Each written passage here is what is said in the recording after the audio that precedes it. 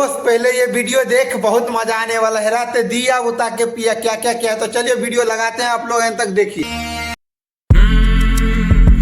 रात दिया बुता के पिया क्या क्या किया, चलो शुरुआत करते हैं। जब मैं आई सुहाग वाली रात रे, चुम्मा से उसने जो किया शुरुआत रे।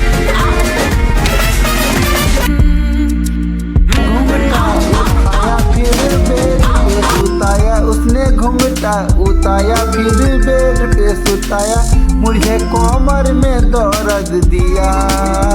रात दिया बुता के पिया क्या क्या किया, उसी को कर रहे हैं आज हम शुरुआत। तो वीडियो के आप लोग एंड तक जरूर देखिएगा, बहुत मजा